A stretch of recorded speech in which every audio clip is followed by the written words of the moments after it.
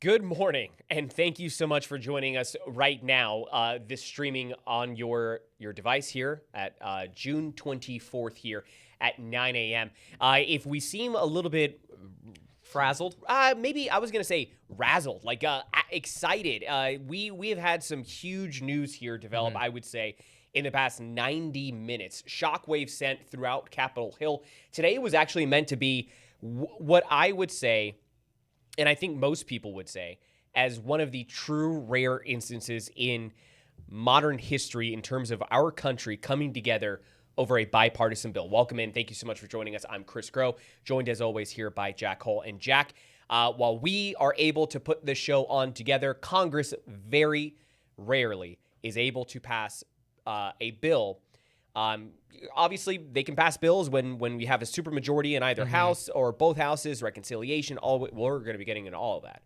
But the housing, the 21st century housing bill that was passed by the House just last night, passed by the Senate 2 days ago, this was on the record a bipartisan bill. It was worked on by Senators Elizabeth Warren and Tim Scott, two people with diametrically opposed views who all agreed that we needed new housing policy here in the United States that we haven't seen since the 1990s.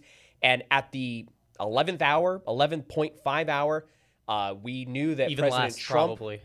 was going to have this big pomp and circumstance ceremony signing the bill at 9 a.m. Caroline Leavitt announced that shortly after the House went ahead and voted its approval. Well, we learned that President Trump, as he often does as a chaos agent as president, has decided that he will not. He canceled that signing ceremony. Now, this doesn't kill the bill. We're going to jump into that in a little bit. We're going to jump into what the bill is. But I just wanted to hit the headline is that this bill will not be signed today. Yeah. And that is the bomb that sent shockwaves throughout Capitol Hill, sent political reporters scrambling. We're going to have reaction. We're going to break it all down. Jack, I'll let you decide.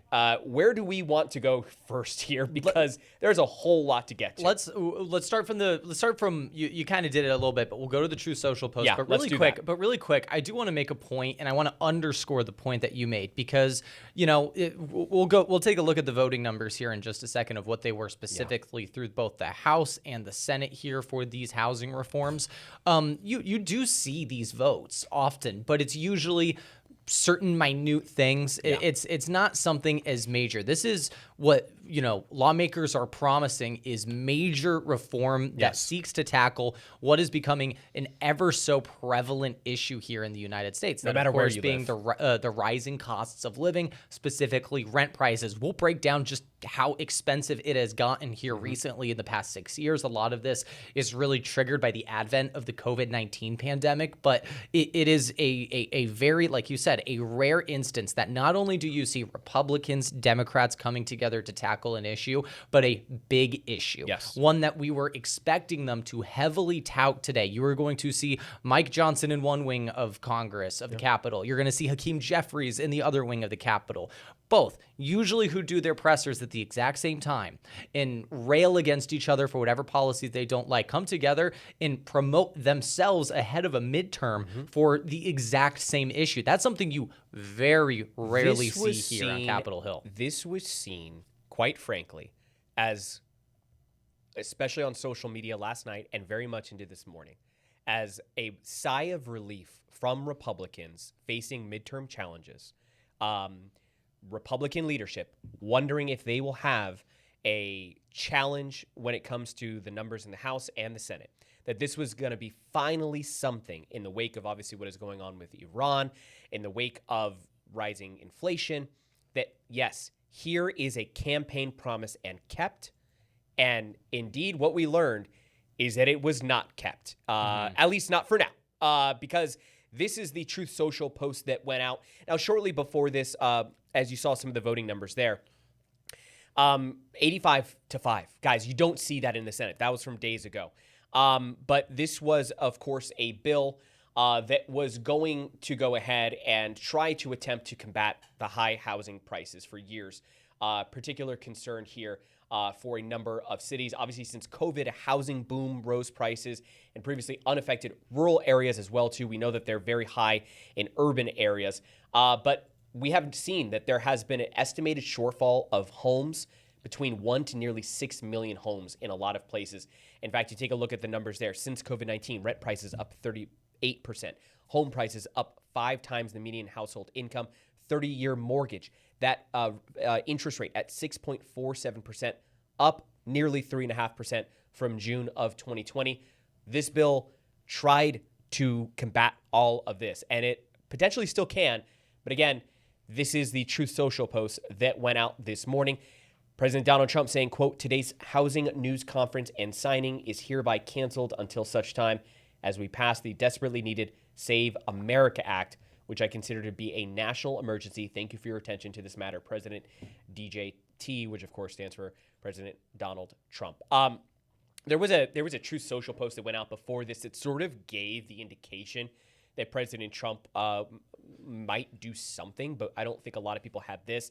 He elicited, a name for Senator Elizabeth Warren, and also made reference to the FISA bill that is still being sort of held up as well too. But yeah, this Jack was quite the shockwave sent. Of course, that tweet really quickly, yeah. or that Truth Social post that he made there, that was, just, I would say, roughly an hour or so before he made that formal announcement that he was going to cancel the signing. I think you're right. We know President Trump has been incredibly adamant about the Save America Act, but we have seen legislation pass. He has threatened before.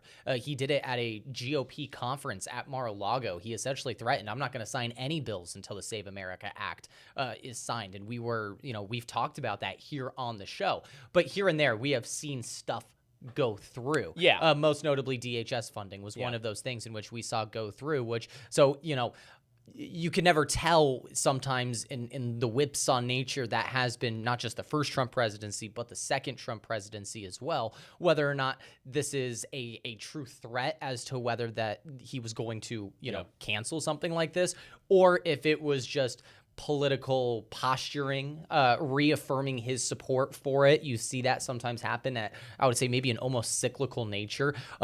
We clearly learned that this was a threat that he was going to follow through on.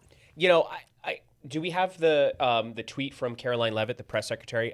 Let me pull it up here really quick. We'll pull this up because I think that, again, this is not a signing ceremony that was scheduled by Senate and House Republicans and Democrats without their, without presidential approval or anything like that. This was a coordinated effort to put this together, to get this going. And then last night, after the House has this vote, you essentially have this again. Remember, the press secretary is the official mouthpiece of the White House, of the president. You can see this tweet right here. I'll read it for you. Tomorrow at 12 p.m. Eastern on Capitol Hill, President Trump will sign into law the 21st Century Road to Housing Act, one of the most significant pieces of housing affordability legislation in American history. This bipartisan bill includes policies long championed by the president. It cuts unnecessary red tape, helps increase housing supply, limits the ability of large institutional investors to purchase single-family homes. As the president has said, homes should be owned by American families, not large corporations. President Trump promised to lower housing costs, and he's delivering, making it easier for every family to achieve the American dream of home ownership. Tomorrow's historic bill signing is another promise made, promise kept. That tweet does not get put out unless there is an understanding by the president that he is going to go through with the signing. Mm-hmm. Like, I cannot underscore that enough. You do not see a press secretary, communications director, anybody put out a tweet saying that the president is going to sign something unless he has said that it is going to be signed. Mm-hmm. So for him to pull this at the 11th hour, again, I don't think we can understate it, that this is one of the more dramatic things that we have seen taking place here in terms of the politics, right? I mean, this is not capturing a sovereign head of state in a foreign country type dramatic. But this is a very dramatic political maneuvering here. This is the dad on the way to Disneyland saying, "Do you want me to turn this car around?" and actually pulling the U-turn on the freeway. Yeah, Chris, let's do a quick mini production meeting on air. How about we do this? Let's break it down what it is, because I think that tweet there operates as the perfect segue. Yep. We'll take a quick break because we're going to be talking about this for a little bit, and then after that, we'll go and we'll break down what this means, what could happen, and what are what is the potential political fallout of this. So let's start here. You mentioned, I have you reading this, but I'm going to just do it really quick. We'll switch off. Yeah, I'll read yours, you'll read mine. There we go. she mentioned there, Caroline Leavitt, press secretary, that this was a fulfillment of President Trump's promises. And in some way, at least parts of it, provisions of it, it really is. To kind of preface it, it is not this grand housing program that is being introduced that is going to that lower costs immediately. However, it is I think a better way to describe it, it is a bill that contains smaller provisions over a large array of different sectors of this overall housing issue that they promise that over time will help reduce it. Almost like a modernization. Exactly. Yes. So let's start here with what was an actual promise from President Trump here, which was a ban on corporate investors. The bill institutes the first federal ban on large institutional investors. That's defined as entities owing more than 350 housing units from purchasing single-family homes for the next 15 years. There are some exceptions: manufactured housing, multifamily homes, build-to-rent properties. They also aren't forced to sell the properties that they already own. But this, Chris, aligns with a Trump executive order. We saw both Trump and our governor here, Gavin Newsom, issue very similar things within succession, essentially, on this earlier in the year. But President Trump did sign an executive order on institutional investor acquisitions that he said that was a key White House priority. If this were to pass, that is, in fact, a promise delivered there by President Trump. Yeah, you'll oftentimes hear executive orders, and then you'll hear critics say that, executive orders are oftentimes not meaningless, but oftentimes more of a directive to Congress to get an actual bill done, to get something done. This was that bill. This is codification. This is codification of that executive order. This also obviously took a look at regulations, something that here in California we obviously know quite a bit about. That's a huge part of the reason why we have a housing crisis and have here in the state of California. It's not exactly clear how much it would have helped with the state of California, but it was going to, on the federal level, help to streamline environmental reviews, raises income eligibility for affordable housing grants, and funds grant programs to speed up local permitting. You mentioned that this was not a bill that was going to be this like major save. There was like a lot of microcosms. I kind of liken it to like your cell phone getting an update. This was not going to be something where people were going to receive down payment checks or anything like that. This was just a modernization of a lot of the regulations that a lot of those in the industry as well as advocates feel are sort of holding back the modern home buyer, that first-time home buyer. And a lot of that also had to do, Jack, with some of the bank issues that we've seen crop up. Yeah, like you mentioned, it's not a program that's going to issue all this new housing like it did in the middle of the 20th century. It is much more minute. It is targeting specific things. We'll talk about here the banks. Right there, raises bank public welfare investment caps from 15 to 20% of total capital. That would, in theory, enhance the capacity to fund more affordable housing projects. It creates a HUD, the HUD, Housing and Urban Development product or pilot program for small dollar mortgages priced at $100,000 or less, targeting buyers locked out by lenders who won't originate low-value loans. A couple other things: expands appraiser workforce, allowing state-credentialed appraisers to conduct FHA transactions, addressing appraisal delays. That's another key thing.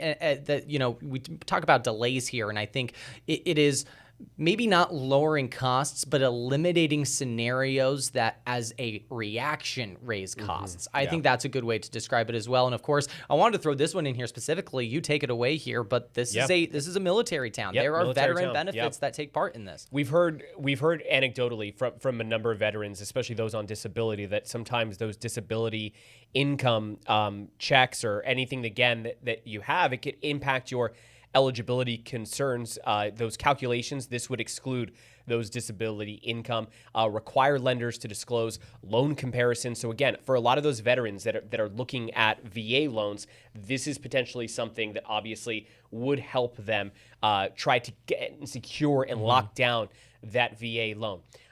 So that's what the housing bill is meant to do. Obviously, we've said this is not something that is dead in the water just yet. President just simply said he's not signing it today. We know that he has said that he wants to see the the Save America Act, I should say, which is the huge overhaul of America's voting system in terms of eligibility as well as voter ID, so forth. We're going to get into that. do we want to throw up Mayor Gloria's, or do we want to go ahead and just let's take a do break? Mayor Gloria So too, Mayor because Gloria you mentioned California in particular. Yeah. So Mayor Gloria just recently made the chair of the mayors of America. This is the sort of coalition of mayors here in the U.S. He had a statement, so he put this out here. This is part of that statement we were using in our reporting earlier today. It said, quote, "Mayors are on the front lines of this challenge, and we stand ready to partner with leaders at every level of government to turn this legislation into real results, more homes built, costs lowered, and families given a fair shot at the future. We thank congressional leaders for proving that housing affordability is not a partisan issue. It's an American priority." So, again, yes, the mayor of San Diego saying that this is going to help. And we know that Mayor Todd Gloria has made housing a huge priority here. He's often been credited with while not fully solving it, with some of these policies that he's had, that he's used, that the city has put in to try to address housing in a very complicated state to address housing when it comes to some of the issues that those in California face. But look, while I said it's not dead in the water, there are ways for this to either still end up on the president's desk or still pass without his signature. There are also ways for this to be formally killed. We also want to jump into what the Save America Act is. So we sort of covered the initial sort of the impact that this is, the obviously the reverberations we're feeling. Let's take a quick break, reset, take 2 minutes here, and when we come back, we'll talk about what it is that's at stake here in terms of what could happen next, as well as the Save America.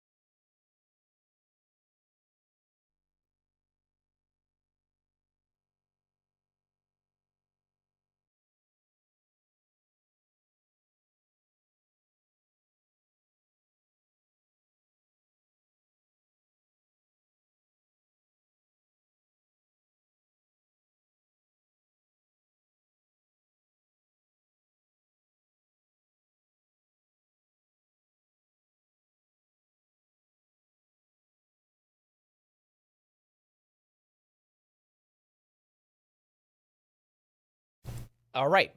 We are back here. This is right now. We have been covering, obviously, the reaction as well as, obviously, everything that has been going on with the housing bill that has now been declined to be signed today by President Trump here. This, of course, something that we went over. Want to go over the Save America Act now, Jack.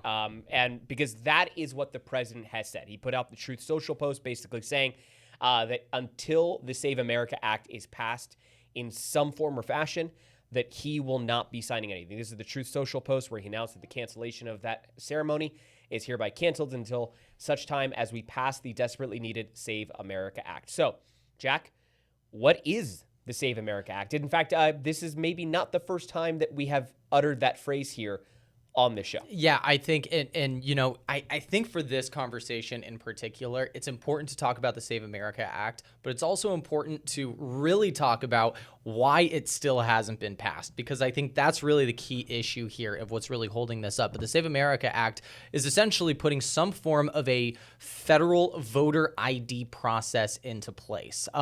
President Trump has made multiple claims, most notably some in 2016, but most notably in the wake of the 2020 election loss that he suffered to Joe Biden. He has since claimed that mass fraud was at play there. He specifically targeted mail-in ballots, a bunch of different stuff. He's claimed that dead people have voted. But this, to President Trump, he's pitching this as a solution to this issue. So it instills a whole host of new requirements for getting a voter ID ahead of a certain federal election. One of them includes a birth certificate, a passport, something like that, which has been politically, you know, there's different ways to go about it, because voter ID is such a broad term that could mean a whole lot of different stuff. That means you present your ID to a poll worker when you go to the polls, but it could mean something as much as a longer, more, you know, tedious process of proving your citizenship to the federal government to where you get it, which and that has raised a whole host of issues from critics, which include married women. Birth certificate is one of the forms of identification. Your birth certificate may have your maiden name, although, you know, you had maybe since been married and then now your last name is changed. How do you prove that? There's been a whole host of issues for it, and critics of it say that despite a mass support for some sort of voter ID laws being put into place, this bill in particular is doing the opposite effect of not necessarily ensuring election integrity, but more disenfranchising voters. That is what you are hearing from the critics, and the conversation, of course, has been controversial. It has been divisive, and we've seen it play out here. Yeah, critics basically call this a voter suppression method. In fact, it was Republican Senator Lisa Murkowski who I believe did a really good example of showing how it potentially impact rural communities. Obviously, Lisa Murkowski of Alaska, highlighting the travel that someone in one corner of her state of Alaska, how far they would have to go and travel to acquire said birth certificate, to prove their identity, to go ahead and register. And again, you did a really good job there. Save America Act requires documentary proof of U.S. citizenship to register to vote. So not just bringing it to vote, that's to register to vote. Requires photo ID to then cast in the federal elections. And in the latest thing, which is actually upsetting the states, which is also something I think that some Republicans are objecting to as well, too, is that it requires states to share unredacted voter rolls with the Department of Homeland Security for citizenship verification. So as it stands right now, the Save America Act has been narrowly passed in the House twice, two different versions of it. The holdup, though, Jack, has been that the Senate, which does not have the same amount of numbers, you need Democrats to vote to pass anything in the Senate.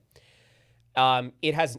I don't even think they've taken it up for a vote. You mentioned concerns from Lisa Murkowski. She is a Republican senator, so you usually need 7 Democrats. You heard her comments. If she votes no, now you need 8, and you're not going to get any of them as this stands. So this has been something that Senate Republicans have refused to even bring up, because I believe it was Senator Thune, the Senate Majority Leader, who said, you know, arithmetic still matters. And I might be, again, this is all happening in a flurry of things. I apologize if that was an incorrect attribution there. But this was, that was a quote that just shortly went out, trying to get Manu Raju of CNN trying to go ahead and get some reaction, obviously. So where things stand right now is that there is this strategy, because they do not have the votes in the Senate. There are currently a number of different theories, Jack, about how this could potentially still be passed, that being the Save America Act. We know that the president's further spending past the big, beautiful bill has been something that has been contentious. We saw, obviously, the partial government shutdown over DHS funding.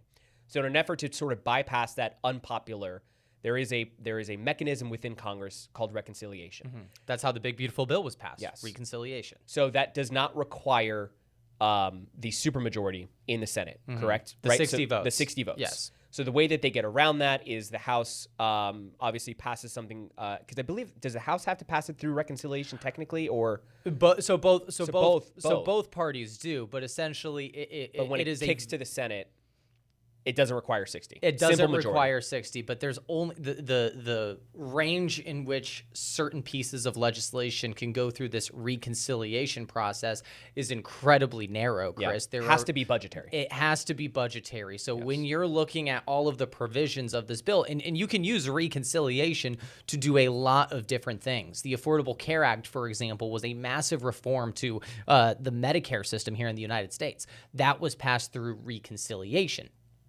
And essentially what that means is that every provision that you see in that bill is essentially a line item. It is not primarily, it is exclusively budgetary. So whatever you do in that bill, it has to be X amount of dollars is going to Y agency to achieve X. That is not what this bill is. The Big Beautiful Bill, for example, was one of those bills because it was completely budgetary. This one is a reform of election procedures. There is going to be provisions in this bill that aren't just dollars and cents. You know, it is creating a list, for example, of certain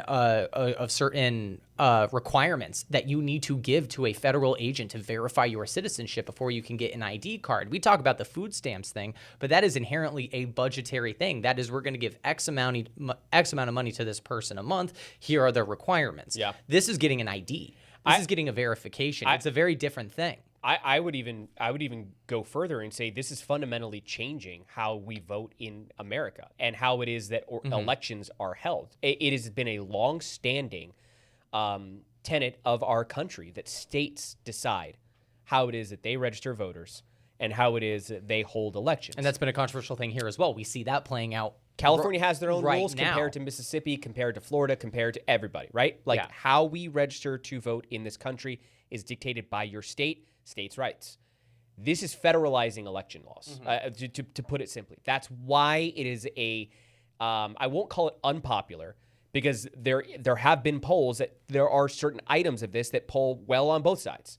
So what I will say is that it's controversial, meaning that this in its entirety, even the idea of it is seen as controversial because there are people on both sides of the aisle who are critics of it, and there are people who are on both sides of the aisle who are in favor of it. And this has been something where, as you said, President Trump has said he will not allow for anything to be passed unless this is passed. And this is his first major sort of hostage, if you will, in terms of a bill being held hostage now, because it is not dead on arrival. We have talked, obviously, that reconciliation is now the way in which they are going to try.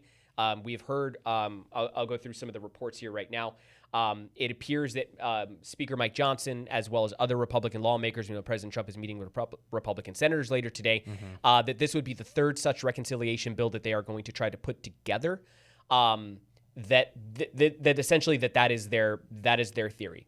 So senators have said, hey, look, we don't think that this is going to pass. If we hold it the traditional way, reconciliation is the way that they are going to go. Now, Jack, reconciliation is how they're going to try to pass the Save America Act. But we are in a bit of a timeline here when it comes to the housing bill, because while I said it's not dead on arrival necessarily, it is sort of left in limbo right now. Yeah, I mean, the immediate thing is, what could the president do off the top if this is something that he doesn't want to do? Well, the answer is going to be veto it. But as we saw here, we'll play this video again of the Senate floor here. There's the House floor there. That's 358 to 32. That is an overwhelming majority in the House. You're going to see the Senate here in just a second. I'll get rid of this lower third so you can see it a little clearer. 85 senators voting yes on this. 5 senators saying no. Most of these no votes are people who are calling it government overreach. It's not necessarily a admonishment of the housing crisis or claims of the housing crisis. It is a lot of your more libertarian style Republicans who are saying that. So it's not like I think from my my initial reaction to this, it's not in those people who are voting no. It isn't necessarily a loyalty to the Save America Act. It is just deep ideological, opposition to the concept of the government interfering to help with housing costs. Yeah. So it doesn't feel like it plays on the same political lines and the same political rules as we see in the kind of the divisive way we live today. But All that being said, if President Trump were to veto it, it will be overridden by Congress with relative ease. Not even relative ease. It would be things stay the immediately. same. Because some reporters have pointed out that oftentimes when the head of a party, which is what President Trump is, right? He is control of the Republican Party, that you could potentially see some people say, "Oh, okay, yeah, we're going to change our vote," which is often, or you see them modify the bill. That's called a return veto. He vetoes it, but he says, "Hey, I'm not against this bill." In its theory, but President Trump could say, I have an issue with certain provisions. There's a few things that need to be changed before I feel comfortable signing it into law. Then Congress could still override it at that point, but that does offer some sort of olive branch to this negotiation to perhaps find some sort of middle ground on this. But there is a third option, which a lot of times we see play out a lot more in state government than we do in federal government. Yeah, our budget process. I remember we've seen it in the time that I was in Florida. We saw Ron DeSantis do this multiple times, where there was, and sometimes it's clearly for the fact of it's not something that's perhaps politically popular for me, but I am powerless in this debate on a certain issue, so I don't want to throw my support behind it, but I know I'm powerless to stop it from going into effect, so I just don't sign it. I let X amount of time pass, and it just simply, quietly becomes law. The 10-day, and I don't need to the even, 10-day. And a guy like Governor DeSantis wouldn't even have to pick up his pen to sign it. Yeah. So, but I think that President Trump, I mean, this is someone who is in favor of this, right? So this is politically speaking a very unique situation because the core tenet of his campaign was not voter integrity, election integrity. It was affordability. This is a measure that has bipartisan support to tackle the affordability crisis when it comes to housing. He has been very adamant. He does not want home prices to go down, home values to go down when asked about this. In fact, he was seen as sort of a foot-in-mouth moment when he said, hey, I want to help with housing, but I don't want to have other people's housing home values go down. And people were like, well, how are you going to do this? And this is one of those ways. So obviously the veto is something that could happen. Lawmakers could still go there, but politically speaking, and even letting it expire through 10 days where it then still becomes law, I still think that is not politically expedient for President Trump. Now, does he care? I think remains to be seen. This is a president who's termed out. That's what we heard when we were getting this breaking news. We had CNBC on, and we were listening to Elizabeth Warren, senator who helped to craft this. And she said multiple different things. Most notably, she said this does not make sense because it seems so counterintuitive to the political calculus in which both Republicans and Democrats were playing off of. This was an incredibly rare moment where both parties are playing off of the same playbook. They're sharing notes here of what to do to best position themselves for the midterm. No one wanted to be the party that was going to, for political reasons or whatever it may be against a piece of legislation like this. So Elizabeth Warren showing immense shock as to, I don't understand why this is happening. And she was the one who on there speaking to those folks over there said, he must simply not care about this issue. We don't know. And I think she also had the quote where it's like, if you want me to try to get into the head of President Donald Trump, you have to find someone else. Yes. And I don't mean this in a partisan nature, but I think that's a fair reaction because a lot of people are shaking their heads right now. I think for a lot of people, Republican and Democrats, they are truly wondering what is sort of the navigation here from President Trump beyond just trying to pass the Save America Act. So we covered, obviously, the veto could happen. Congress could still overwhelm that. They could also change their votes, and it could be dead on arrival. We mentioned, obviously, the 10-day provision, essentially where after it's been presented, which we've had some coverage point out, that the bill still, according to the Constitution, has to be presented to the president in order for the 10-day rule to kick in, where if he just does not veto it in 10 days, does not sign it in 10 days, it becomes law.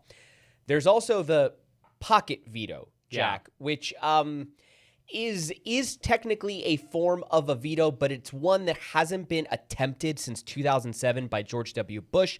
It failed, and as we covered here prior to coming on air, it's one in which is technically, could happen, but there have been a number of laws and provisions and measures and policies put in place that essentially means that it can't happen. Yeah. But if you're consuming content surrounding today's events, you might hear that and you might want to know what that is. Yeah. Taking a look here, this is the stage where we were going to see it be signed. Again, to the point where you guys see, empty. It's just one of these crazy things. Like you mentioned, 11th hour. But yeah, I mean, essentially, what would be if Trump really was wanting to see this to be vetoed? The only way in which he could successfully achieve it is without he would have to make history essentially, and he would have to essentially have the support of Congress to veto Congress. It mentions 10 days.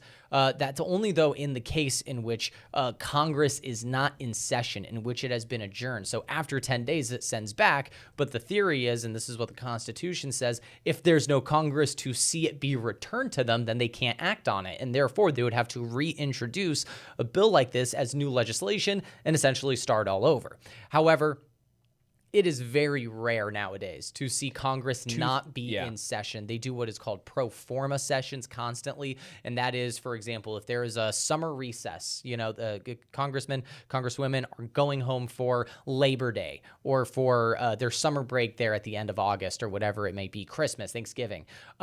They still have people who go in. We saw that happen during the government shutdown, during some recesses. We saw certain votes take place to maybe try to find some sort of solution to the government shutdown. A lot of those were not successful, but just goes to show that just because there is a quote unquote recess, there is still sessions taking place. So that is not an adjournment. And sometimes they'll issue an agent, so that there is somebody who's it's almost like the office goes out of town, but the paralegal is told to stay to answer calls. Yes. There will be someone who is staying there as like the lone survivor, if you will. Yeah, exactly. As long as that there is a pulse in the building, essentially, then Congress isn't adjourned. Last successful pocket veto, Bill Clinton in 2000, the Bankruptcy Reform Act of 2000. So 26 years, roughly 26 years since we've seen that happen. So in terms of an adjournment, you would need to see someone like a Mike Johnson adjourn Congress and put that as someone who could if adjourn the House. it would either have to be we're not entirely sure if it's a combination of it does or so it would have both chambers would have to be adjourned. If the Senate's in session and the House isn't, can't do you could. I'm glad we have that. You could, but essentially that agent is still around. It'd be the Senate. So, we know that Mike Johnson is and not just Mike Johnson, and I don't want to make this a Mike Johnson thing, but the House of Representatives just as a whole is perhaps the much more reactionary and the more in line with the executive branch of Congress than we see the Chamber of Congress as the Senate is. The Senate has 6-year terms. Their terms are longer than a presidential term.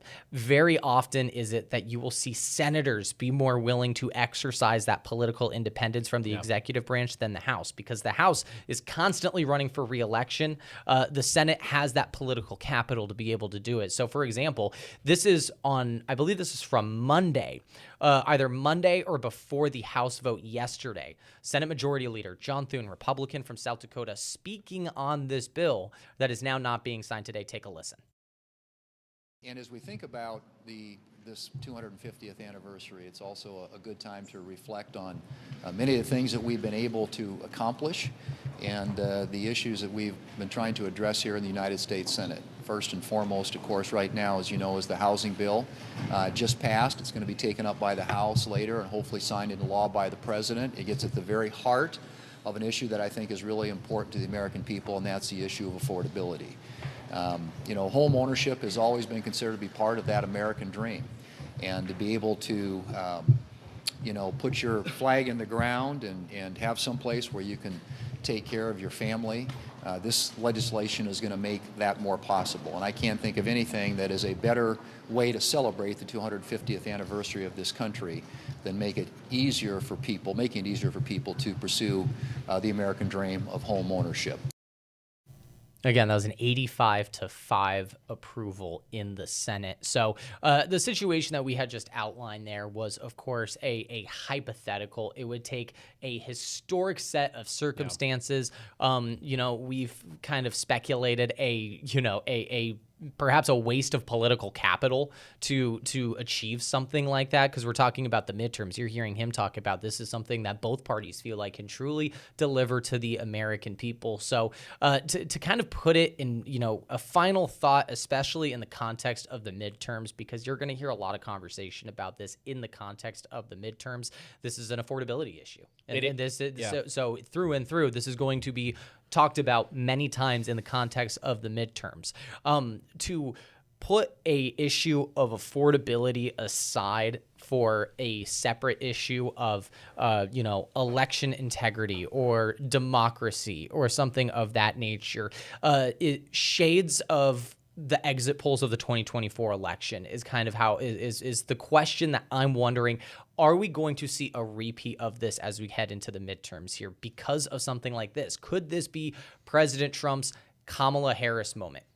Kamala Harris, a lot of her campaign was, while she did talk about affordability and she put a lot of affordability proposals out there, there was a lot of people, a lot of Democrats that when you ranked what was her top issues, you would say that like the state of democracy was one of the biggest things. If we do a retrospective on it, that is a theme that comes up very often in the election campaign messaging, as Vice President Harris was seeking to prevent a second Trump term. We looked at the exit polls. There are people who view the sake of democracy as an important topic. Don't get me wrong on that, but it was far less when compared to things like the economy, inflation, affordability. Is this that moment where, there is support for some form of voter ID, but is the support strong enough as to where people are going to, put their votes on the line for it versus something like, anything to reform housing in the United States? Now, President Trump could fold on this within the next 10 days, and this could be, in some way perhaps, pointless because it will have been passed. Perhaps that's something that blows over as we go into the midterms, but it does kind of seem to feel like you are seeing, it kind of rhymes a little bit in there. Is that something that you're going to see in the exit polls? I have no idea, but we've seen this play out with Kamala Harris, and we have seen the campaign messaging not necessarily reflect what the exit polls showed. Is this one of those situations? We'll have to wait. And not even candidate and Vice President Kamala Harris, but at the before. Like maybe a year before we even started ramping up for the election, President Joe Biden and his team, including Vice President Kamala Harris, I mean, you heard from people. They're telling me the economy is good, but I don't feel that at home. Yeah. And it does feel like Groundhog's Day. I think you hit the nail on the head because we oftentimes hear in a lot of the messaging from President Donald Trump is that the stock market, right?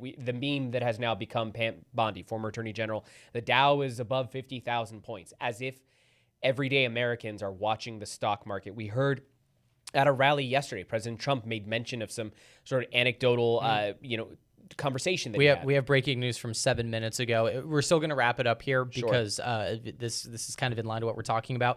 A federal judge has actually barred the Trump administration from implementing proof of citizenship requirement to vote. So, what is the appeals process of this? We do see the Supreme Court oftentimes be able to put in these emergency injunctions or these emergency measures to perhaps either overturn a bar that you saw from a lower court, or at least allow it to stay in effect as an appeals process plays out. So what are they ruling on? I'm not entirely sure here. We don't have this information right now. This is 7 minutes ago. This is breaking, but we do know here, and perhaps we can just take it out here because we're going to have Abby Black join us here in just a bit. We're going to talk some more local stuff here, but yes, this is what we're seeing here from the Associated Press that is reporting a federal judge has barred Trump. It says Trump here specifically, so that's a question that I have, whether this is the Trump administration. I would assume it's the Trump administration. Oftentimes you do see it worded as the Trump administration, so I'm wondering if there's if there's anything specific in the wording that you use there from implementing proof of citizenship requirement to vote. You mentioned the states Chris, and how you're hearing some people the state voting rolls. There have been Republican governors who have willingly given the Trump administration their voter rolls. Oftentimes, though, those are A, Republican governors, and B, Republican governors who are heavily aligned with the Trump administration and President Trump himself politically. We have seen very, very adamant objection from a lot of Democratic governors. Some Republican governors have been hesitant to do it as well. Of course, in a lot of states like Los Angeles, not Los Angeles, California, New York, Illinois. These are a lot of states where we're seeing mass immigrant populations that they have been much more hesitant to give that away, just because they don't believe it's legal. And there have been lawsuits to challenge that. We saw the FBI raided a voting center in the voter rolls of Fulton County, Georgia. That's something where there's still active litigation and an appeals process playing out here. I'm still not seeing any new information on this, Chris. I don't know if that's what you're looking up right now. Sorry, I'm just trying to see what it is that I can find it. But that is just a cavalcade of developments here at this time. I think that's a good wrap on it, Yes, Jack. I think this is going to be something that we're going to continue to cover here as the week goes on. We are going to take a quick break here, but when we come back, we're going to have our Abby Black here in studio to discuss a very important story that she has just worked on recently. That'll do it for us here on this topic, but we are not going anywhere.